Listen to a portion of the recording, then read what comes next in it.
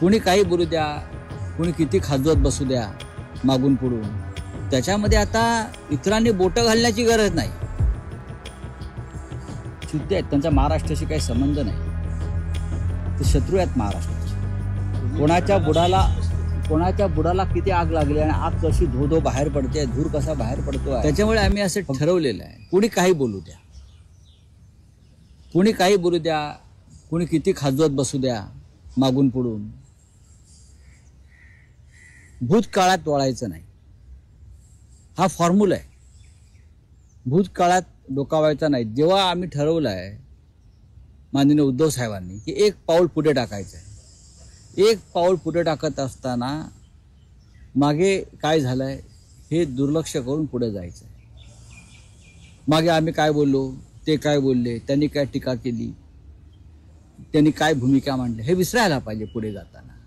त्यानंतर शिवसेना पक्षप्रमुख उद्धव ठाकरे यांनी त्यांचं मत व्यक्त केल्यावरती त्याच्यामध्ये आता इतरांनी बोटं घालण्याची गरज नाही. जेव्हा राज ठाकरे यांनी एक मत व्यक्त केलंय तेव्हा ते नक्की सकारात्मक आहेत ना, नवीन प्रवाह निर्माण करण्यासंदर्भात. पण शिंदे शिवसेनेतले काही नेते म्हणतात 0+0 हा शून्यच होतो. छुते आहेत ते, छुते आहेत. त्यांचा महाराष्ट्राशी काही संबंध नाही. ते शत्रू आहेत महाराष्ट्राचे, बरं का. त्यांच्या नशिबी दोन भाऊ एकत्र आल्यावर शून्यच येणार आहे. त्यांना हे नको आहे. त्यांची गाळण उडाली आहे. बघा त्यांच्या, आता बोलत नाही मी, परत ते मला ते कापावं लागेल. पण हे जे कोणी बोलतायत ना, नाही, त्यांचा मेंदू गुडघ्यात पण नाही. त्यांच्या मनामध्ये फक्त द्वेष आहे आणि महाराष्ट्राच्या संदर्भात प्रेम नाही.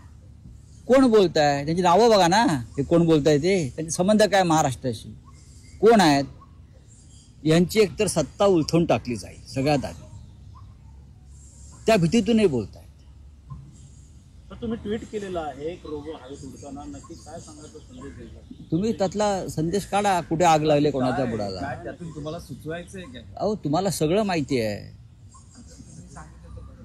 तुम्हाला सगळं माहिती आहे.